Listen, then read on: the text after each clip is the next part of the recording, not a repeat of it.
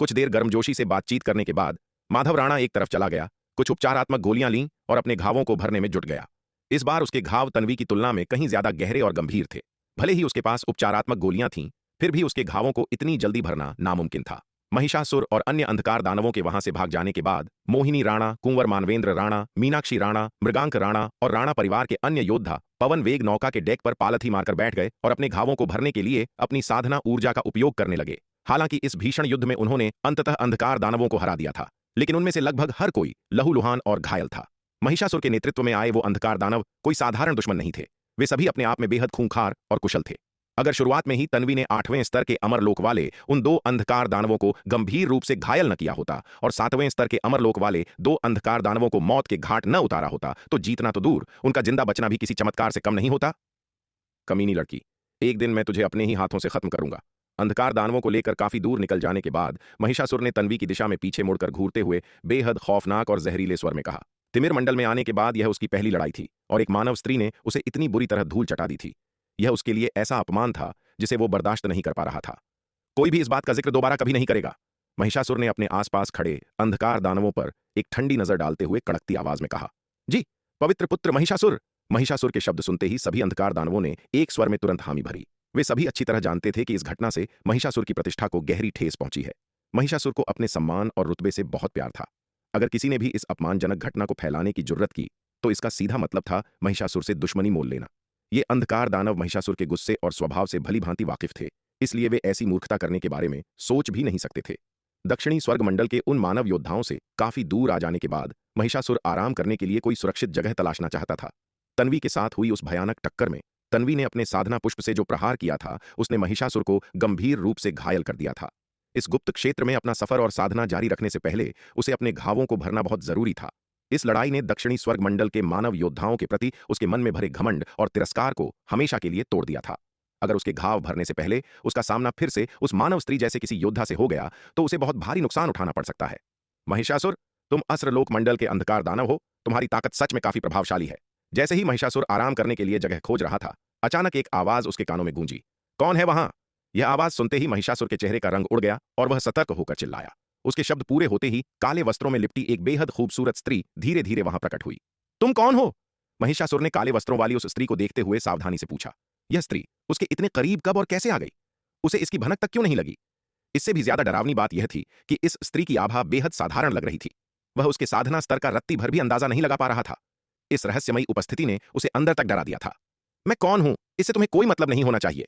तुम्हें बस इतना जानने की जरूरत है कि अब तुम्हारी मौत का वक्त आ गया है। इतना काफी है। स्वरा ने उसकी ओर एक ठंडी नजर डालते हुए धीमी और शांत आवाज में कहा। हम्फ, कितनी बड़ी बड़ी बातें। यह सुनकर महिषासुर ने उपहास करते हुए कहा। बड़ी बातें हैं या सच, यह तुम्हें बहुत जल्द पता चल जाएगा। स्वरा ने उसी शांत स्वर में उत्तर दिया। हम्फ, चालबाजी दिखा रही है। पवित्र पुत्र महिषासुर, मैं इस औरत को आपके कदमों में गिराता हूं। उसी वक्त 7वें स्तर के अमरलोक वाले एक अंधकार दानव ने आगे बढ़ते हुए कहा। यह सुनकर महिषासुर ने सिर हिलाया और उस अंधकार दानव को आगे बढ़ने की मूक सहमति दे दी। वह अचानक सामने आई इस रहस्यमयी स्त्री की असल ताकत का अंदाजा नहीं लगा पा रहा था और कोई भी जल्दबाजी नहीं करना चाहता था। यह अच्छा ही था कि 7वें स्तर के अमरलोक वाला यह अंधकार दानव पहले जाकर उसकी ताकत का इम्तहान ले। ओह छोटी सी चिड़िया, तेरे पास स्वर्ग जाने का रास्ता था, लेकिन तूने खुद नरक का रास्ता चुन लिया। महिषासुर से सहमति मिलने के बाद 7वें स्तर के अमरलोक वाले उस अंधकार दानव ने तुरंत स्वरा की ओर देखकर एक खौफनाक मुस्कान बिखेरी। बोलते हुए उसने अपना विशालकाय हाथ हवा में लहराया और स्वरा को दबोचने के लिए आगे बढ़ा। उस अंधकार दानव की ये घटिया बातें सुनकर स्वरा की आंखों में बर्फ जैसी ठंडक छा गई। उसने अपनी उंगली से एक हल्का सा इशारा किया और एक बेहद खौफनाक तलवार की आभा उस 7वें स्तर के अमरलोक वाले अंधकार दानव की ओर बिजली की गति से झपटी। धमाका! वह तलवार की आभा जैसे ही उस 7वें स्तर के अमरलोक वाले अंधकार दानव से टकराई, उसने उसे एक ही पल में विस्फोट के साथ चिथड़ों में उड़ा दिया। 7वें स्तर के अमरलोक वाले उस खूंखार अंधकार दानव का विशाल शरीर अनगिनत धूल के कणों में बिखर गया, जिसका कोई नामो निशान तक नहीं बचा। यह खौफनाक मंजर देखकर महिषासुर और वहां मौजूद बाकी सभी अंधकार दानवों के चेहरों पर दहशत की गहरी लकीरें खिंच गईं। तुम असल में हो कौन? महिषासुर ने कांपती हुई आवाज में पूछा। 7वें स्तर के अमरलोक वाले एक खूंखार अंधकार दानव को सिर्फ एक उंगली के इशारे से इतनी आसानी से मार देना, ऐसी खौफनाक ताकत शायद अर्धचरण गहन शून्य लोक के किसी विशेषज्ञ के पास भी ना हो। क्या यह स्त्री सच में गहन शून्य लोक की कोई विशेषज्ञ थी? अगर ऐसा है तो आज उसके बचने का कोई रास्ता नहीं था। चाहे वह खुद पर कितना भी विश्वास क्यों न करता हो, वह यह कभी नहीं कह सकता था कि उसकी ताकत किसी असली गहन शून्य लोक के विशेषज्ञ का सामना करने के लायक है। अमर लोक और गहन शून्य लोक के बीच एक ऐसी खाई है जिसे कभी नहीं पाटा जा सकता। भले ही कोई कितना भी महान और प्रतिभाशाली योद्धा क्यों न हो, अमरलोक में रहते हुए वह गहन शून्य लोक के किसी विशेषज्ञ से लड़ ही नहीं सकता। इस स्त्री की खौफनाक ताकत ने उसे साक्षात मौत का खौफ महसूस करा दिया था। वरिष्ठ, थोड़ा आराम से, इतनी ज्यादा ताकत का इस्तेमाल मत कीजिए। आपने 7वें स्तर के अमरलोक के अंधकार दानव को टुकड़ों में उड़ा दिया, क्या यह बर्बादी नहीं है? ठीक उसी वक्त एक और आवाज गूंजी और श्वेत वस्त्रधारी विराट भी अंधेरे से बाहर निकल आया। उसने स्वरा की ओर देखकर थोड़ी बेबसी के साथ कहा, 7वें स्तर के अमरलोक के अंधकार दानव का मृत शरीर पुतले बनाने के लिए सबसे बेहतरीन सामग्री होता है। इसके अलावा अगर इसे कृष्ण दानव लता को निगलने के लिए दे दिया जाए तो यह उसकी ताकत में कई गुना इजाफा कर सकता था। स्वरा को इतनी आसानी से उंगली के इशारे से उस 7वें स्तर के अमरलोक वाले अंधकार दानव को धूल में मिलाते देख विराट को उस बर्बादी पर बहुत पछतावा हो रहा था। हम्फ, उसकी गंदी जुबान के लिए उसके साथ ऐसा ही होना चाहिए था, स्वरा ने नाक सिकोड़ते हुए कहा। स्वरा को उस दानव की अभद्र भाषा बिल्कुल पसंद नहीं आई थी, खासकर जब ये शब्द विराट के सामने कहे गए हों तो वह इसे किसी भी कीमत पर बर्दाश्त नहीं कर सकती थी। विराट की नजरों में अपनी छवि उसके लिए बहुत मायने रखती थी। वह इस तरह का कोई भी अपमान सहन नहीं कर सकती थी। वरिष्ठ, कृपया अगली बार इतनी ताकत का इस्तेमाल मत कीजिएगा। बस इन अंधकार दानवों को मार दीजिए, लेकिन इनके शरीरों को जितना हो सके सुरक्षित रखने की कोशिश कीजिएगा, विराट ने गंभीरता से कहा। स्वरा के इस एक प्रहार ने विराट को उसकी खौफनाक ताकत का असली रूप दिखा दिया था। अपनी मौजूदा ताकत के साथ वह स्वरा के सामने एक चींटी से ज्यादा कुछ नहीं था। अगर स्वरा उसे मारना चाहती तो उसके पास विरोध करने की रत्ती भर भी शक्ति नहीं होती।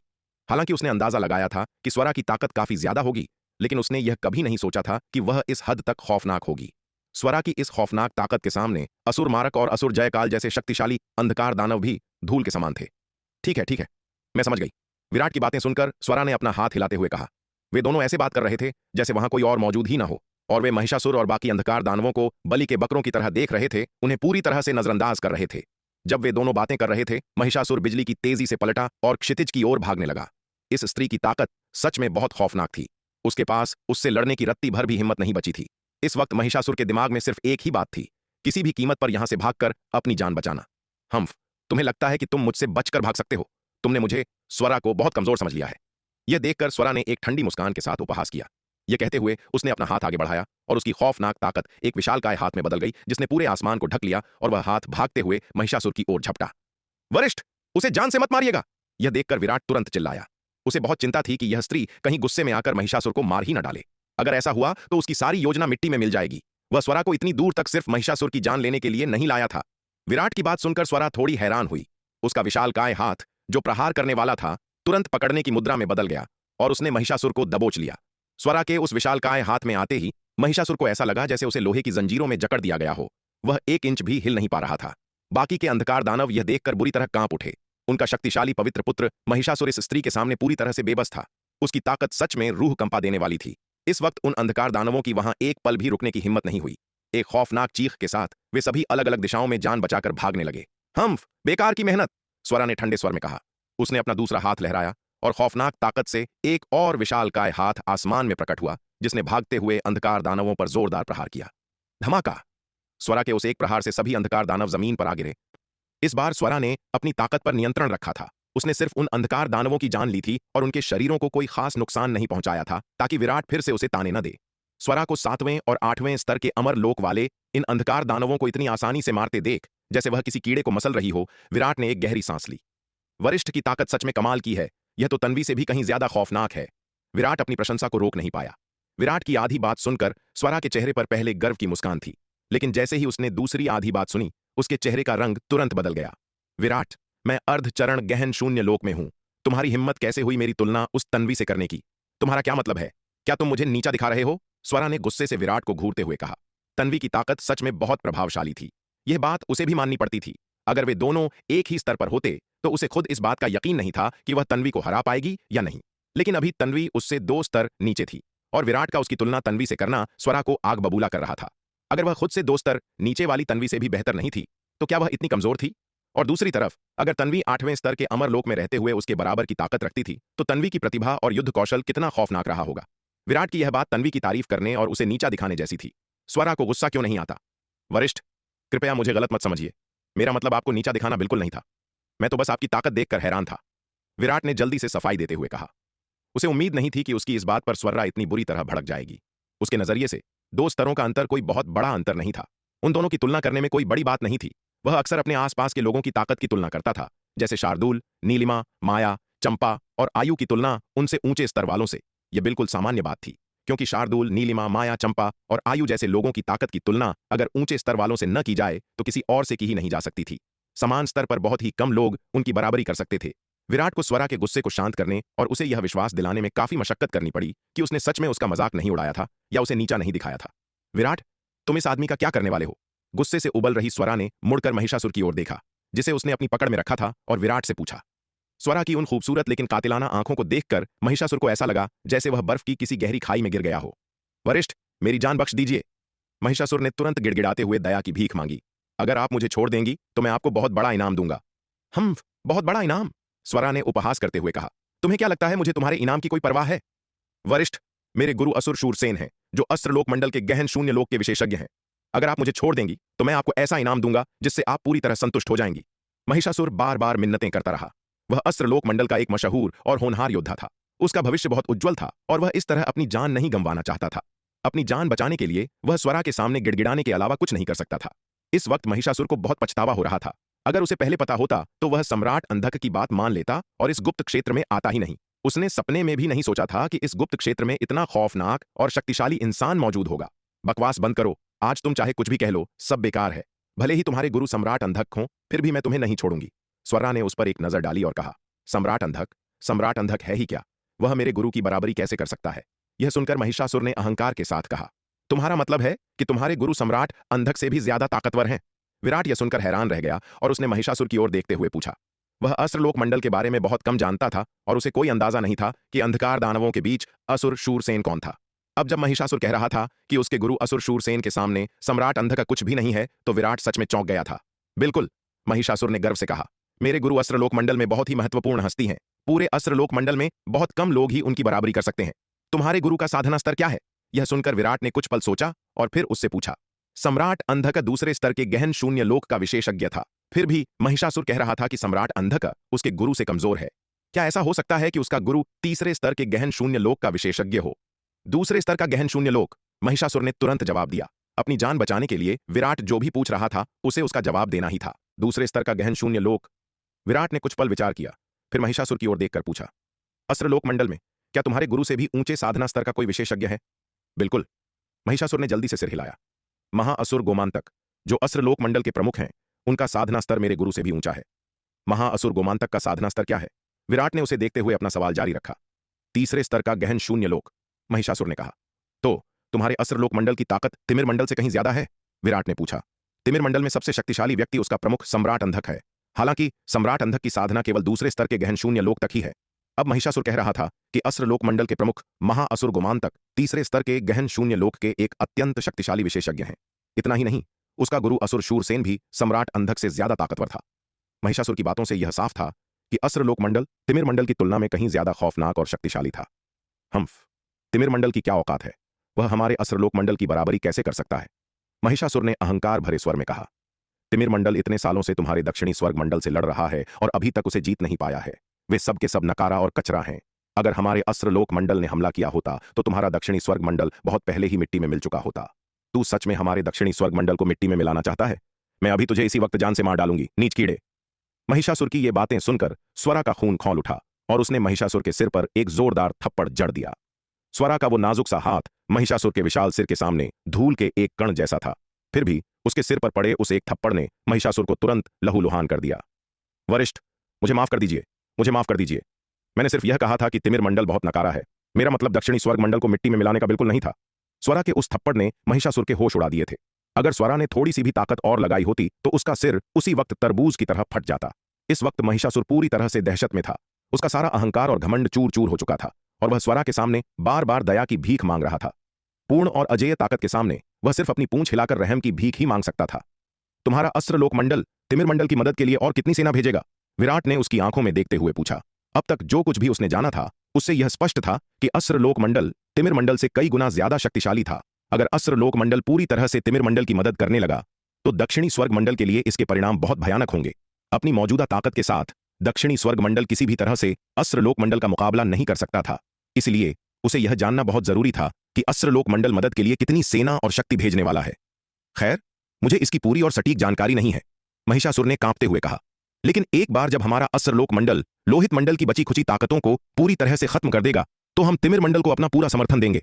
मैंने सुना है कि तिमिर मंडल का समर्थन करना किसी बहुत बड़े अधिकारी का आदेश है, इसलिए हमारे अस्त्र लोक मंडल को यह मानना ही पड़ेगा। कोई बहुत बड़ा अधिकारी? यह सुनकर विराट चौंका। उसने महिषासुर को देखा और पूछा, तुम किस बड़े अधिकारी की बात कर रहे हो? मुझे नहीं पता कि वो बड़े अधिकारी कौन है। मैंने सिर्फ अपने गुरु को यह कहते हुए सुना था कि यह उस बड़े अधिकारी का आदेश है जिसकी वजह से हमारे अस्त्र लोक मंडल के पास तिमिर मंडल की मदद करने के अलावा कोई चारा नहीं है, वरना तुम्हारा दक्षिणी स्वर्ग मंडल हमारे अस्त्र लोक मंडल से इतना दूर है, हम इतनी मुसीबत उठाकर यहां कभी नहीं आते, महिषासुर ने सफाई देते हुए कहा। यह सुनकर विराट के चेहरे पर गहरी चिंता छा गई। उसने कभी नहीं सोचा था कि अस्त्र लोक मंडल का तिमिर मंडल को समर्थन देना अंधकार दानव वंश के किसी इतने बड़े और शक्तिशाली व्यक्ति से जुड़ा होगा। लेकिन इतना शक्तिशाली व्यक्ति दक्षिणी स्वर्ग मंडल जैसी छोटी जगह को निशाना क्यों बना रहा था? महिषासुर की बातों से यह साफ था कि तीसरे स्तर के गहन शून्य लोक के विशेषज्ञ और अस्त्र लोक मंडल के प्रमुख गोमांतक जैसे शक्तिशाली व्यक्ति को भी उस महत्वपूर्ण हस्ती के आदेशों का पालन करना पड़ता था। इससे यह साबित होता था कि वह महत्वपूर्ण व्यक्ति अंधकार दानव वंश का कोई ऐसा विशेषज्ञ होगा जो गोमांतक से भी ज्यादा खौफनाक और ताकतवर था। इतना बड़ा और शक्तिशाली व्यक्ति दक्षिणी स्वर्ग मंडल जैसी छोटी सी जगह पर ध्यान क्यों देगा? विराट अब वह अनजान और नासमझ इंसान नहीं था जिसने कभी शक्ति सिंधु महाद्वीप के बाहर की दुनिया नहीं देखी थी। बाहरी दुनिया के संपर्क में आने से उसका ज्ञान बहुत बढ़ गया था। इसके अलावा हरे वस्त्रधारी बालक और नन्ही चिड़िया नीलिमा की बातों से उसे यह भी पता चल गया था कि अनगिनत लोक कितने विशाल और अनंत हैं। उन अनंत ब्रह्मांडों में दक्षिणी स्वर्ग मंडल एक छोटे से तालाब के अलावा और कुछ नहीं था। महिषासुर, अभी लोहित मंडल के क्या हालात हैं? विराट ने महिषासुर से गंभीरता से पूछा। लोहित मंडल को लगभग पूरी तरह से हमारे अस्त्र लोक मंडल ने जीत लिया है, लेकिन लोहित मंडल बहुत विशाल है और उनकी ताकतों के कई बचे हुए हिस्से अभी भी मौजूद हैं। इन बचे हुए हिस्सों से निपटने में काफी मेहनत और समय लगेगा, महिषासुर ने जवाब दिया। यही कारण है कि लोहित मंडल के कुछ बचे हुए हिस्सों को पूरी तरह से खत्म न कर पाने की वजह से हमारे अस्त्र लोक मंडल की कई महान हस्तियां अभी तक यहां नहीं पहुंची हैं। एक बार जब लोहित मंडल के बचे हुए हिस्से पूरी तरह से साफ हो जाएंगे तो हमारे अस्त्र लोक मंडल के असली और सबसे ताकतवर विशेषज्ञ तिमिर मंडल में आ जाएंगे।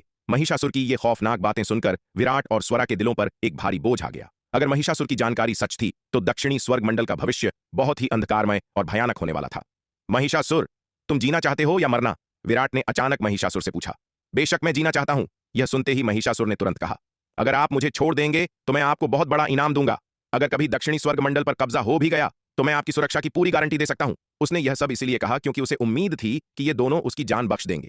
अगर वह जीना नहीं चाहता तो वह इतनी देर तक बकवास क्यों करता और उन्हें इतनी सारी अहम जानकारी क्यों देता? अगर तुम जीना चाहते हो तो एक ही रास्ता है, अपनी दिव्य आत्मा को बाहर निकालो और मुझे उस पर एक आत्मा बंधन लगाने दो।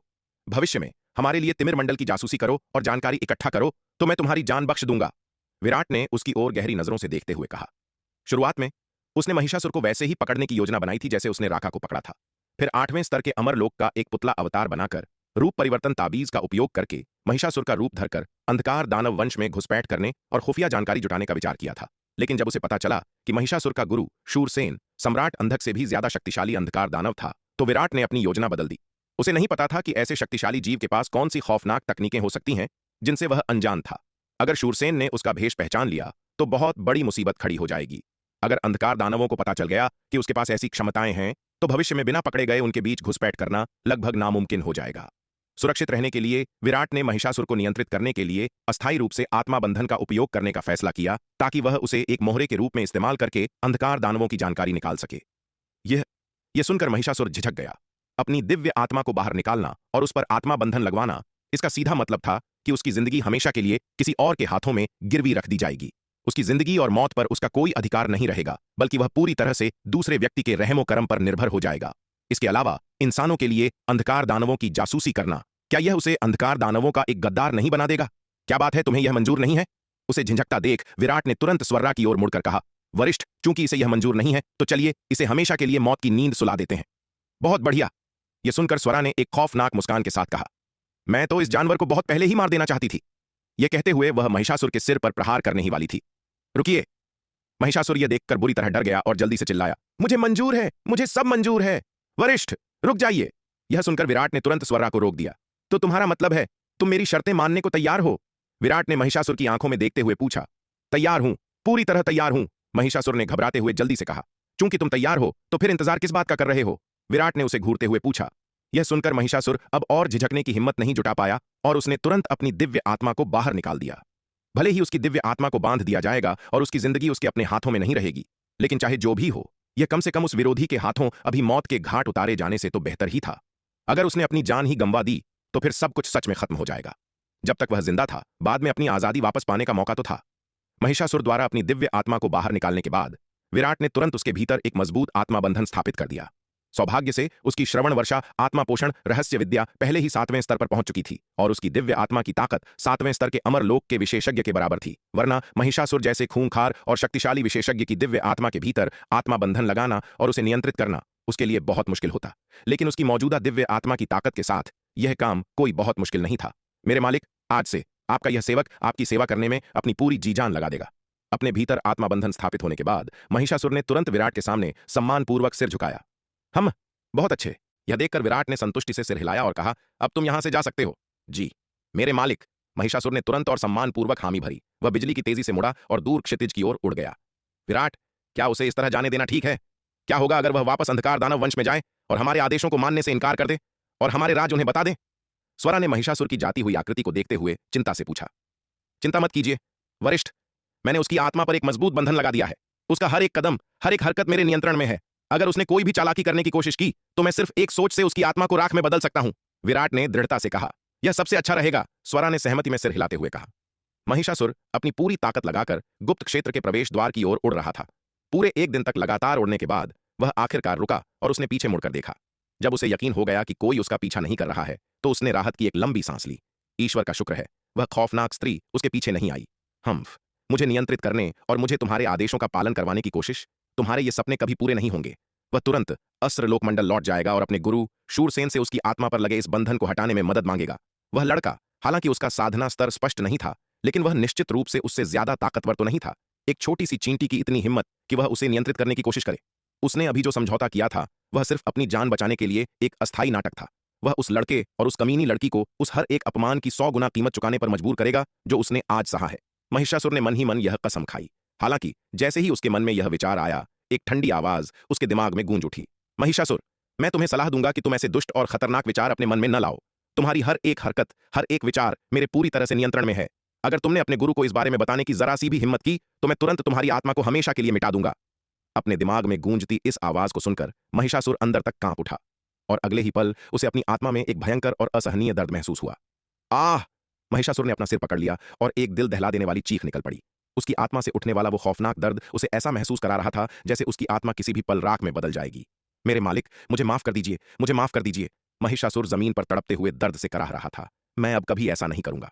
महिषासुर, यह मत सोचना कि मेरी नजरों से दूर जाकर तुम चैन की सांस ले सकते हो। याद रखना, तुम जो भी करते हो, यहां तक कि तुम्हारे दिमाग में उठने वाला हर एक विचार मुझे साफ दिखाई देता है। अगर तुमने दोबारा ऐसा कुछ करने की जुर्रत की तो तुम्हारी मौत पक्की है। वह आवाज महिषासुर के दिमाग में एक बार फिर गूंजी। जी जी जी मेरे मालिक, मैं आज से पूरे दिल से आपकी सेवा करूंगा और कभी भी कोई गद्दारी का विचार अपने मन में नहीं लाऊंगा। महिषासुर ने रोते हुए बार बार कसम खाई। यह तुम्हारे लिए सबसे अच्छा रहेगा। वह आवाज उसके दिमाग में फिर से बोली और अगले ही पल उसकी आत्मा का वह असहनीय दर्द अचानक गायब हो गया। महिषासुर उठ खड़ा हुआ। उसके चेहरे पर अभी भी खौफ छाया हुआ था और वह घबराकर चारों ओर देखने लगा। हालांकि उसने कितनी भी कोशिश की, उसे कोई भी इंसान नजर नहीं आया। अब और इधर उधर देखने की जरूरत नहीं है, मैं तुमसे बहुत दूर हूं। वह आवाज उसके दिमाग में फिर से गूंजी। तुम्हारी आत्मा में लगे उस बंधन के जरिए मुझे तुम्हारी हर हरकत और हर विचार का पता चल जाता है। तुम मुझसे चाहे कितने भी दूर क्यों ना हो, भले ही तुम अस्त्रलोक मंडल लौट जाओ, तुम मेरे नियंत्रण से कभी बच नहीं सकते। अगर तुम्हें मेरी बात पर विश्वास नहीं है तो तुम अभी अस्त्रलोक मंडल वापस जाकर कोशिश कर सकते हो। नहीं नहीं, मेरी इतनी हिम्मत नहीं। यह सुनकर महिषासुर का चेहरा पीला पड़ गया और उसने बार बार हाथ जोड़ते हुए कहा। उसने सपने में भी नहीं सोचा था कि उस लड़के द्वारा लगाया गया आत्मा बंधन इतना खौफनाक होगा। इस आत्मा बंधन के माध्यम से वह उसके बारे में सब कुछ नियंत्रित कर सकता था, यहां तक कि उसके सारे विचार भी, जो उससे कभी छुपाए नहीं जा सकते थे। यह तकनीक सच में रूह कंपा देने वाली थी। इस वक्त महिषासुर की और कोई भी दुष्ट विचार मन में लाने की हिम्मत नहीं हुई और वह चुपचाप आदेशों का पालन करने के अलावा कुछ नहीं कर सकता था। वह सच में उस खौफनाक दर्द को दोबारा कभी महसूस नहीं करना चाहता था। विराट के आदेश पर महिषासुर गुप्त क्षेत्र में नहीं रुका और तुरंत वहां से प्रवेश द्वार की ओर उड़ चला। वरिष्ठ, आप सही कह रही थीं। वह दुष्ट महिषासुर सच में बहुत बेईमान है। वह असल में अस्त्रलोक मंडल वापस लौटना चाहता है और अपने गुरु शूरसेन से अपनी आत्मा पर लगे बंधन को हटवाना चाहता है। विराट ने स्वरा से कहा। तो अब हम क्या करें? जल्दी करो और उसे मार डालो, हम उसे अपना राज खोलने नहीं दे सकते। स्वरा ने यह सुनकर गंभीरता से कहा। चिंता मत कीजिए वरिष्ठ, मैंने अभी अभी उसे उस आत्मा बंधन के जरिए एक अच्छा सबक सिखाया है। मुझे लगता है कि अब वह दोबारा ऐसे दुष्ट विचार मन में लाने की हिम्मत नहीं करेगा। विराट ने शांति से कहा। अगर वह सच में ऐसा करने की जरूरत करता है तो मैं उसे किसी भी वक्त हमेशा के लिए मिटा सकता हूं। विराट, तुम्हें उसके विचारों के बारे में कैसे पता चला? स्वरा ने यह सुनकर हैरानी से पूछा। उस आत्मा बंधन के जरिए मैं किसी भी वक्त उसकी सभी हरकतों को नियंत्रित कर सकता हूं, जिसमें उसके सारे विचार भी शामिल हैं। इसके अलावा मैं उस आत्मा बंधन के माध्यम से किसी भी वक्त उससे संवाद भी कर सकता हूं। विराट ने समझाया। अगर ऐसा नहीं होता तो मैं उसे इतनी आसानी से जाने की इजाजत कभी नहीं देता। यह सुनकर स्वरा हैरान रह गई। उसने पहले कभी इतनी खौफनाक और शक्तिशाली तकनीक के बारे में नहीं सुना था। हालांकि वह पहले ही ताबीज व्यूह में विराट की महारत देख चुकी थी, इसलिए विराट के पास ऐसे चमत्कारी तरीके होना उसके लिए बहुत ज्यादा हैरानी की बात नहीं थी। मध्य श्रेणी की अमर औषधि लेने और 1 घंटे तक साधना और आराम करने के बाद तन्वी के घाव भर चुके थे। उसने अपनी आंखें खोलीं और देखा कि श्वेत वस्त्रधारी विराट उसके पास खड़ा है। उसके चेहरे पर तुरंत एक प्यारी सी मुस्कान खेल उठी। स्वामी, तन्वी ने विराट की ओर देखते हुए प्यार से पुकारा। तन्वी, मेरी जान, क्या तुम ठीक हो? विराट ने उसकी ओर देखते हुए फिक्र से पूछा। हाँ, मैं बिल्कुल ठीक हूं, तन्वी ने सिर हिलाया। स्वामी, वह काली अंगूठी जो आपको चाहिए थी। तन्वी ने वह काली अंगूठी निकाली जो उसने राका से ली थी और विराट को सौंप दी।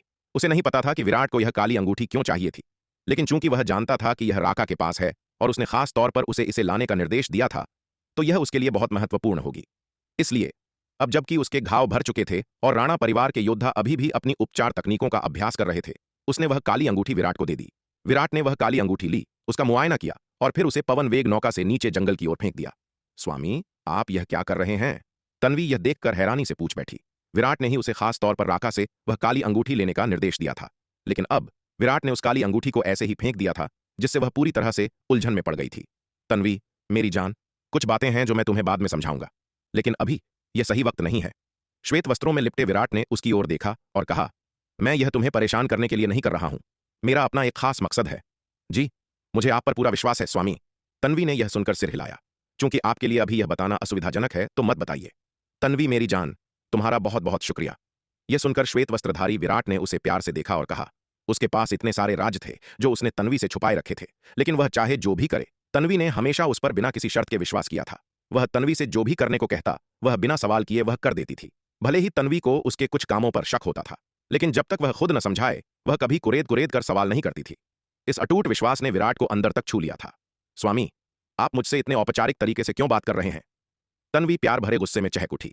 मैं आपकी हूं तो जाहिर है मुझे आपकी बात माननी ही चाहिए। इसके अलावा मुझ पर आपका एहसान एक विशाल पहाड़ जैसा है। अगर मैं सच में आपको धन्यवाद देना चाहूं तो मैं अपना आभार कैसे व्यक्त कर सकती हूं? हाँ हाँ हाँ, तन्वी मेरी जान बिल्कुल सही कह रही है। मेरी ही गलती थी। श्वेत वस्त्रधारी विराट ने जल्दी से जवाब दिया। जब वे दोनों प्यार भरे मजाक कर रहे थे तभी मोहिनी राणा ने अपनी आंखें खोलीं और उनकी ओर देखा। उसने पन्ना मज्जा घाटी की गुफा में काफी मात्रा में पन्ना मज्जा अमृत प्राप्त किया था। भले ही उसने कुछ हिस्सा श्वेत वस्त्रधारी विराट को दे दिया था, फिर भी उसके पास इसकी काफी मात्रा बची हुई थी। चूंकि उसने काफी मात्रा में पन्ना मज्जा अमृत का सेवन किया था और उसके शरीर में अभी भी इसकी चमत्कारी शक्ति का काफी हिस्सा मौजूद था, इसके साथ ही इस लड़ाई में उसके घाव बहुत गंभीर नहीं थे, इसलिए उसके घाव बहुत तेजी से भर गए। श्वेत वस्त्रधारी विराट और तन्वी को इतने करीब और प्यार भरे मजाक करते देख मोहिनी राणा के दिल में जलन की एक टीस उठी। हालांकि उस घाटी की गुफा में वनवीर के साथ उसकी वह मुलाकात सिर्फ मोहिनी कीट के कारण हुआ एक हादसा था, लेकिन वनवीर ने फिर भी उसकी पवित्रता ले ली थी।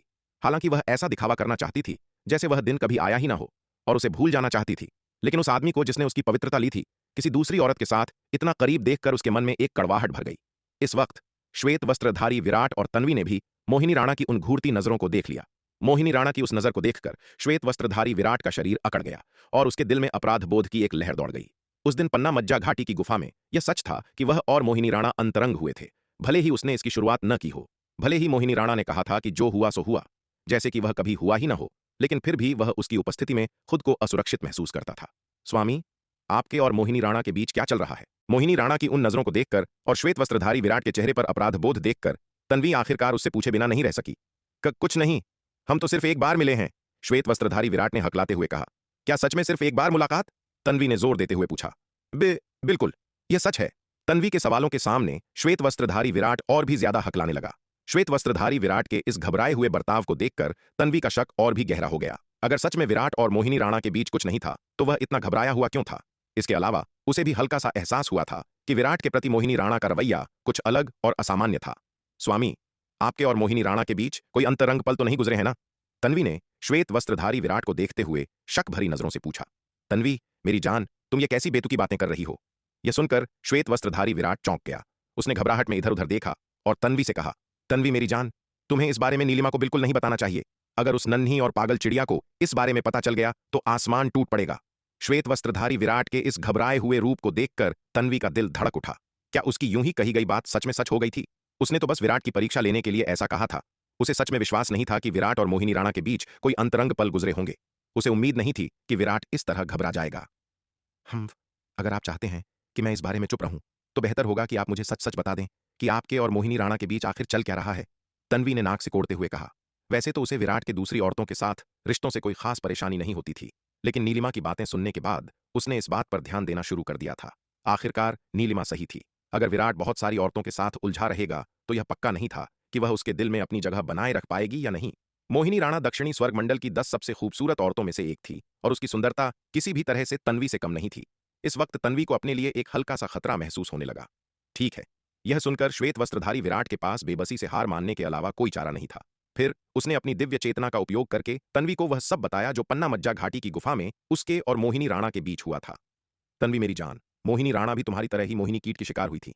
अगर उस कमीने शशांक ने छुपकर मोहिनी राणा को नुकसान पहुंचाने के लिए मोहिनी कीट का इस्तेमाल न किया होता तो मेरे और उसके बीच ऐसा कुछ कभी नहीं होता। श्वेत वस्त्रधारी विराट ने बेबसी भरे स्वर में सफाई दी।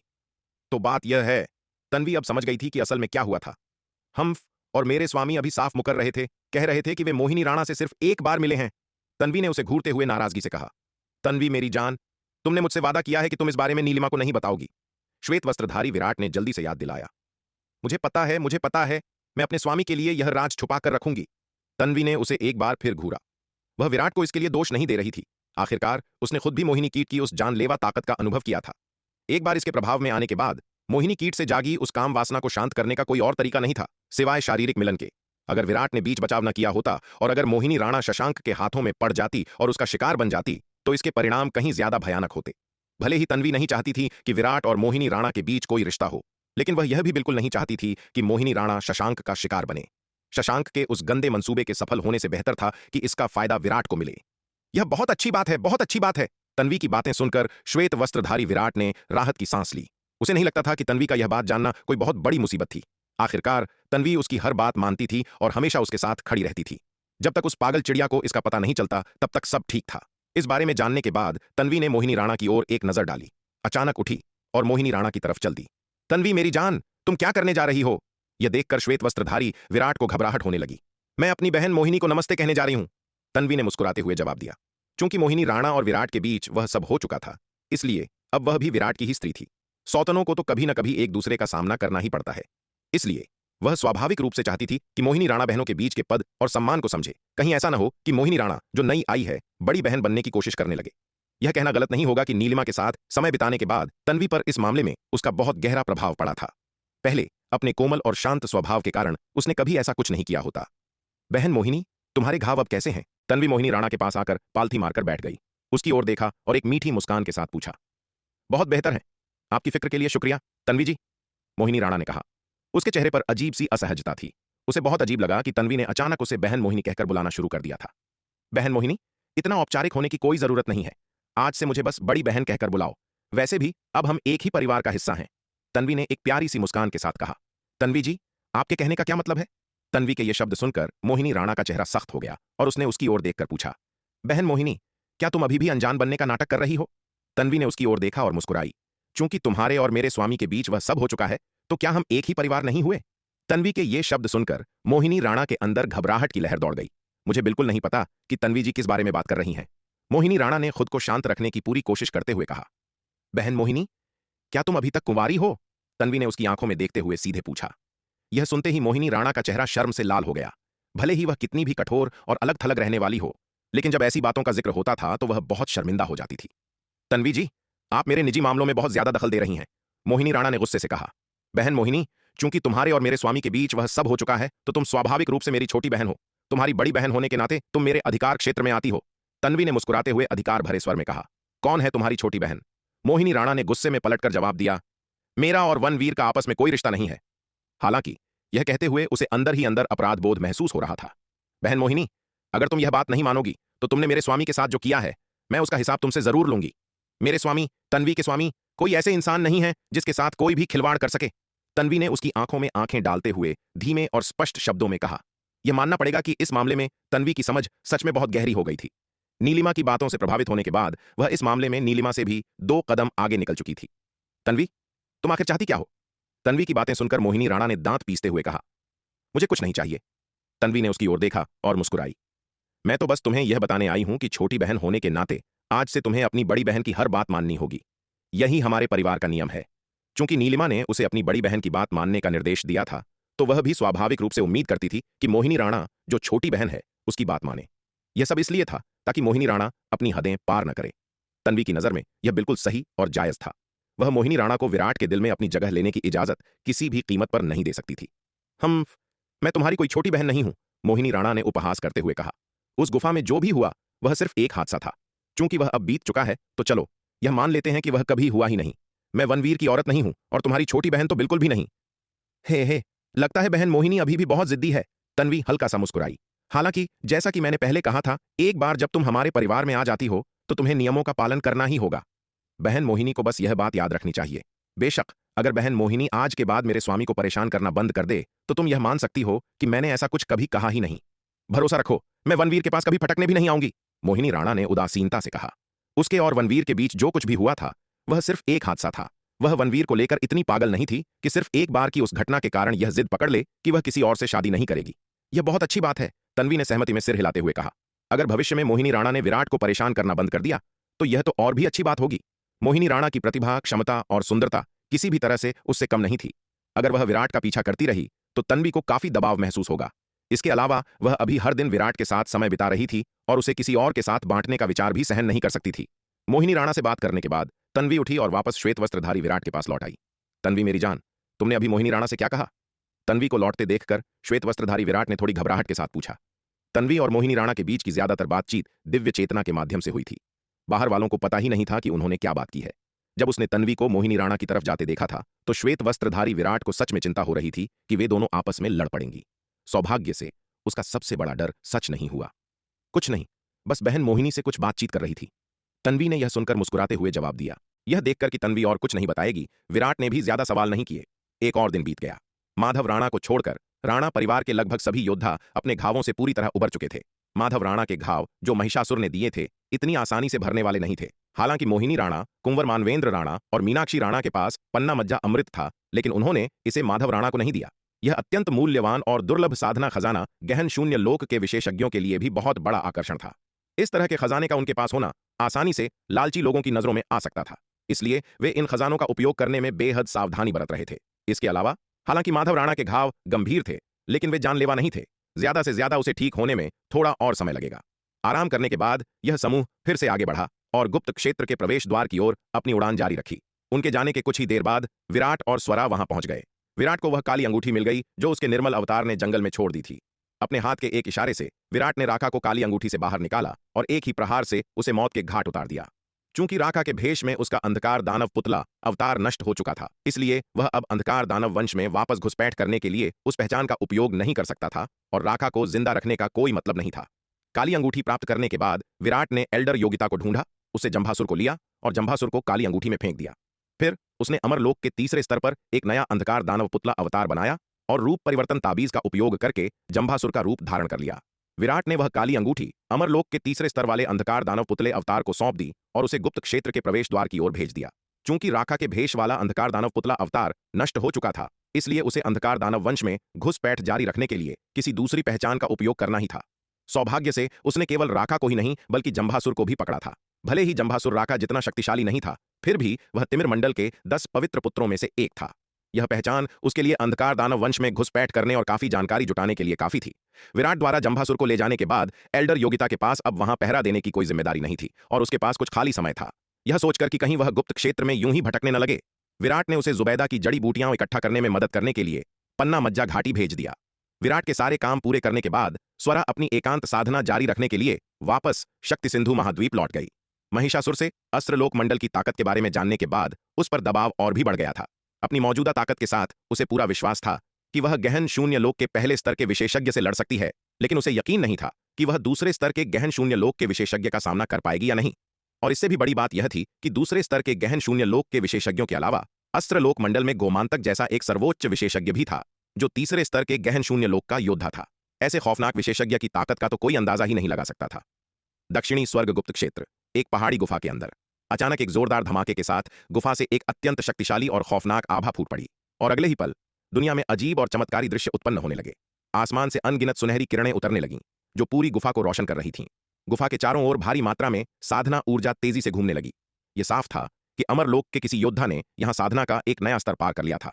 हा, मैं शशांक आखिरकार अमरलोक के 7वें स्तर तक पहुंच ही गया। जैसे ही दुनिया के वे चमत्कारी दृश्य ओझल हुए, गुफा से एक विजयी और खौफनाक हंसी गूंज उठी। वनवीर, तन्वी, तुम दोनों बस अब मेरा इंतजार करो। यह हंसी शांत होने के बाद उस आवाज ने बेहद जहरीले स्वर में कहा। यहां जिसने अमरलोक के 7वें स्तर को पार किया था, वह कोई और नहीं बल्कि शशांक था। पन्ना मज्जा घाटी में श्वेत वस्त्रधारी विराट द्वारा बुरी तरह घायल होने के बाद वह इस सुनसान जगह पर भाग आया था और घाटी से प्राप्त पन्ना मज्जा अमृत का उपयोग करके एकांत में साधना करने लगा था।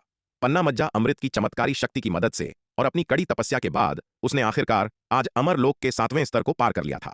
अमरलोक के 7वें स्तर तक पहुंचने के बाद शशांक ने अपना संचार टोकन निकाला और उसके अंदर मौजूद संदेश को पढ़ा। इस पूरे समय के दौरान वह एकांत में अपनी साधना कर रहा था और अमरलोक के 7वें स्तर तक पहुंचने के लिए उसने बाहरी दुनिया से अपना सारा संपर्क तोड़ लिया था। यहां तक कि जब उसके संचार टोकन में कोई संदेश आता तो वह उसे नजरअंदाज कर देता था। केवल अब जब वह अमरलोक के 7वें स्तर तक पहुंच चुका था, तब उसने अपना संचार टोकन निकाला और उसके अंदर का संदेश पढ़ा। गुप्त क्षेत्र को खाली करो। संचार टोकन में संदेश पढ़ने के बाद शशांक के माथे पर सिलवटें पड़ गईं। यह गुप्त क्षेत्र अनगिनत चमत्कारी अवसरों से भरा हुआ था। अगर उसे यहां पन्ना मज्जा अमृत जैसा सर्वोच्च खजाना न मिला होता तो उसे नहीं पता था कि अमरलोक के 7वें स्तर तक पहुंचने में उसे कितने साल लग जाते। इस सफलता का स्वाद चखने के बाद शशांक इस गुप्त क्षेत्र के भीतर मौजूद अवसरों के लिए और भी ज्यादा लालची हो गया था। लेकिन अब श्रवण वर्षा विद्यापीठ ने असल में उन सभी योद्धाओं को आदेश दिया था जो गुप्त क्षेत्र में दाखिल हुए थे कि वे अपनी वापसी शुरू कर दें।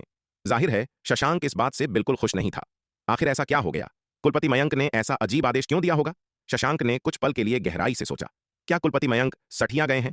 वह असल में श्रवण वर्षा विद्यापीठ को आदेश दे रहे थे कि वे इस गुप्त क्षेत्र के भीतर मौजूद अनगिनत अवसरों को छोड़ दें और इतने अहम वक्त पर वापस लौट आएं। शशांक का तो मन कर रहा था कि वह इस संदेश को नजरअंदाज कर दे और गुप्त क्षेत्र में अपनी खोज जारी रखे, लेकिन फिर उसने दोबारा सोचा, कुलपति मयंक बिना किसी ठोस वजह के ऐसा आदेश कभी नहीं देंगे। अगर सच में कोई बहुत बड़ी अनहोनी हो गई थी तो इस गुप्त क्षेत्र में रुकना बहुत बड़े और अनजान खतरों को न्योता देना होगा। काफी सोचने के बाद शशांक ने आखिरकार पहले गुप्त क्षेत्र से बाहर निकलने और यह देखने का फैसला किया कि आखिर बाहर चल क्या रहा है। अगर कुछ बड़ा नहीं हुआ था तो वह बाद में अपनी खोज जारी रखने के लिए गुप्त क्षेत्र में वापस आ सकता था। यह फैसला करने के बाद शशांक तुरंत वहां से निकल पड़ा और गुप्त क्षेत्र के प्रवेश द्वार की ओर उड़ने लगा। दक्षिणी स्वर्ग गुप्त क्षेत्र, एक घने जंगल में। आहा! जंगल में चीख पुकार की एक के बाद एक खौफनाक आवाजें गूंज उठीं। दर्जनों मानव योद्धाओं और 1 दर्जन से अधिक अंधकार दानवों के शरीरों को बेहद बारीक और खूनी धागों ने छेद दिया था। ये खूनी धागे उनके शरीरों को छेदने के बाद बहुत तेजी से उनके मांस और उनकी सारी साधना को निगलने लगे थे। एक चाय का प्याला तैयार होने जितने कम समय में ही उन मानव योद्धाओं और अंधकार दानवों का मांस और साधना पूरी तरह से निगल ली गई थी और वहां सिर्फ सूखे हुए और बेजान कंकाल बचे थे। आह, कितना स्वादिष्ट है!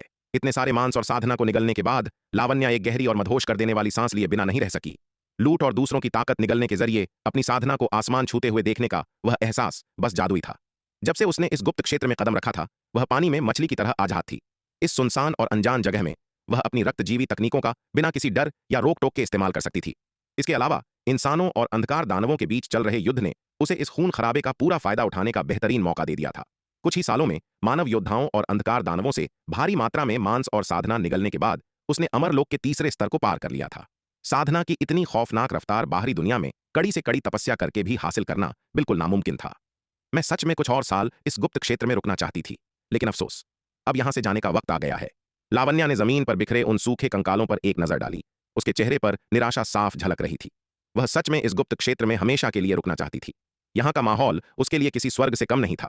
दुर्भाग्य से किसी अनजान कारण से अमर खड्ग संप्रदाय ने अचानक वापसी का आदेश जारी कर दिया था। भले ही लावण्या गुप्त क्षेत्र में रुकना चाहती थी, लेकिन उसकी संप्रदाय के आदेशों की अवहेलना करने की हिम्मत नहीं थी। आखिरकार वह अभी भी केवल नाम के लिए अमर खड्ग संप्रदाय की शिष्य थी। हालांकि उसकी ताकत बहुत तेजी से बढ़ी थी, लेकिन वह अभी भी दक्षिणी स्वर्ग मंडल के असली और ताकतवर विशेषज्ञों से बहुत पीछे थी। अपनी मौजूदा ताकत के साथ उसे अभी भी छुपकर और चुपचाप अपनी ताकत बढ़ाने की जरूरत थी। इसके अलावा उसे अमर खड्ग संप्रदाय जैसी शक्तिशाली ताकत की सुरक्षा की सख्त जरूरत थी। लावण्या ने युद्ध के उस मैदान को साफ किया और उन मरे हुए योद्धाओं और अंधकार दानवों के सभी खजाने इकट्ठा कर लिए। साधना के रास्ते पर दौलत बहुत जरूरी थी, चाहे वह साधना की तकनीकें हों, युद्ध कलाएं हों, जादुई खजाने हों, जादुई गोलियां हों या फिर चमत्कारी ताबीज और पुतले हों। इन सब के लिए बहुत सारे पैसों की जरूरत होती थी। उसके जैसी योद्धा जिसका कोई मजबूत परिवार या बैकग्राउंड नहीं था, उसे पाई पाई जोड़कर अपनी दौलत बनानी पड़ती थी। लावण्या ने कभी भी उन मानव योद्धाओं और अंधकार दानवों के युद्ध के माल को नहीं छोड़ा जिन्हें उसने मारा था। हालांकि इन निचले स्तर के योद्धाओं और अंधकार दानवों की दौलत ऊंचे स्तर वालों से बहुत कम थी, लेकिन उसने इतने ज्यादा लोगों को मारा था कि वह सारा माल मिलकर एक बहुत बड़ी दौलत बन गया था। युद्ध के मैदान को साफ करने के बाद लावण्या गुप्त क्षेत्र के प्रवेश द्वार की ओर उड़ चली। दक्षिणी स्वर्ग गुप्त क्षेत्र की उस स्थानिक दरार के प्रवेश द्वार के करीब आसमान में एक पवन वेग नौका गुप्त क्षेत्र की स्थानिक दरार के प्रवेश द्वार की ओर तेजी से उड़ रही थी। महिषासुर और उसके अंधकार दानवों के साथ उस भयानक लड़ाई के बाद श्वेत वस्त्रधारी विराट, तन्वी, माधव राणा, मोहिनी राणा और अन्य योद्धा पवन वेग नौका पर सवार होकर पूरे 1 महीने की उड़ान के बाद आखिरकार गुप्त क्षेत्र की स्थानिक दरार के प्रवेश द्वार पर पहुंच ही गए। हम आखिरकार वापस आ गए। मीनाक्षी राणा ने दूर से गुप्त क्षेत्र की स्थानिक दरार के निकास द्वार को देखते हुए खुशी से चिल्लाकर कहा। इस गुप्त क्षेत्र के अंदर का उनका सफर बेहद खतरनाक और मौत को छूकर निकलने जैसा रहा था। यहां से सुरक्षित वापस लौट पाना ही अपने आप में एक बहुत बड़ा चमत्कार था। इस वक्त राणा परिवार के सभी योद्धाओं ने राहत की एक लंबी सांस ली। पवन वेग नौका गुप्त क्षेत्र के प्रवेश द्वार की ओर बढ़ती रही। स्थानिक दरार पर पहुंचने के बाद वे सभी पवन वेग नौका से नीचे उतरे। तन्वी ने अपना हाथ लहराया और पवन वेग नौका को सुरक्षित रख लिया गया। फिर वे उस स्थानिक दरार से होकर गुजरे, गुप्त क्षेत्र को पीछे छोड़ते हुए बाहरी दुनिया में आ पहुंचे। जैसे ही श्वेत वस्त्रधारी विराट बाहर दुनिया में प्रकट हुआ, उसने तुरंत हर किसी का ध्यान अपनी ओर खींच लिया। वूश! अनगिनत आकृतियां तेजी से उड़कर आईं और उन्होंने श्वेत वस्त्रधारी विराट, तन्वी, माधव राणा, मोहिनी राणा और बाकी सभी को चारों तरफ से घेर लिया। इन आकृतियों में शक्तिशाली अंधकार दानव और इंसान दोनों शामिल थे। अंधकार दानव श्वेत वस्त्रधारी विराट को खून की प्यासी और जानलेवा नजरों से घूर रहे थे। वनवीर ने उनके अंधकार दानव वंश को बहुत बड़ा और भयानक नुकसान पहुंचाया था। इतना ही नहीं, उसने उनके तिमिर मंडल की नाक कटवा दी थी। इस सब के ऊपर वनवीर को जान से मारने का आदेश खुद सम्राट अंधक ने जारी किया था। तिमिर मंडल में हर एक अंधकार दानव वनवीर को जल्द से जल्द मौत के घाट उतारना चाहता था। वनवीर, ओ छोटे से जानवर, आखिरकार तूने बाहर निकलने की हिम्मत कर ही ली। तभी पूरे ब्रह्मांड को हिला देने वाली एक खौफनाक दहाड़ गूंज उठी और अगले ही पल एक विशालकाय हाथ जो पूरे आसमान को ढक सकता था, श्वेत वस्त्रधारी विराट को दबोचने के लिए आगे बढ़ा। उस खौफनाक और विशालकाय हाथ को देखकर विराट और तन्वी दोनों के चेहरों का रंग उड़ गया। इस हाथ में रूह कंपा देने वाली ताकत थी। यह साफ था कि विराट पर हमला करने वाला कोई गहन शून्य लोक का विशेषज्ञ था। तन्वी ने अपने दांत पीसे, उसकी आकृति बिजली की तेजी से चमकी और वह विराट के सामने आकर खड़ी हो गई। उस खौफनाक और विशालकाय हाथ का सीना तानकर सामना करने के लिए तैयार थी। हालांकि वह जानती थी कि अपनी ताकत से वह इस हाथ का मुकाबला नहीं कर सकती, फिर भी उसने विराट के सामने ढाल बनकर खड़े होने का फैसला किया। भले ही इसके लिए उसे अपनी जान ही क्यों न देनी पड़े, वह विराट को बचाने के लिए अपनी आखिरी सांस तक लड़ेगी। अरे अरे, जरा ठहरिए।